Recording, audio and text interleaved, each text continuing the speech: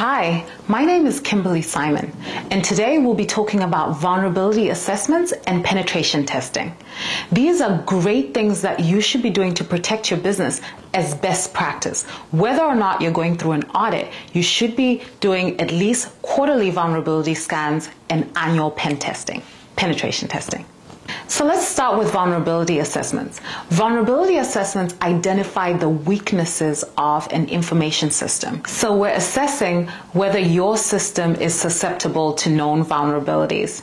And then we're categorizing that risk in terms of severity and giving you a remediation plan to go and mitigate that risk. So that is vulnerability assessments in a nutshell explained to you. You should already be looking at, hey, what are the known vulnerabilities? Are we at risk of those? And then obviously going to address that risk.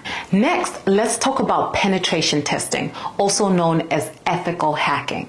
Penetration testing refers to the authorized simulation of a cyber attack. Think of it this way.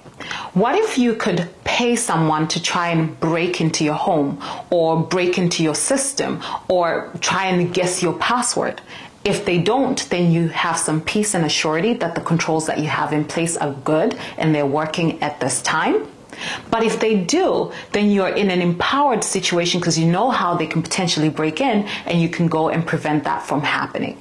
And that is at the essence a penetration test. It's actually not only identifying vulnerabilities, but it's going a step beyond and attempting to exploit those vulnerabilities so that you can see in the eyes of an attacker and what they would be trying to do to your network. As I said, you should already be doing a vulnerability assessment at least quarterly because vulnerabilities are consistently coming up and happening. So at least on a quarterly basis, you should be doing your vulnerability assessment.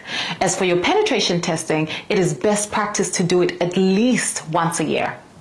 So best of luck. Make sure that before you engage your assessor or an auditor for a cybersecurity compliance audit, you have started looking at your vulnerability assessments and your penetration testing.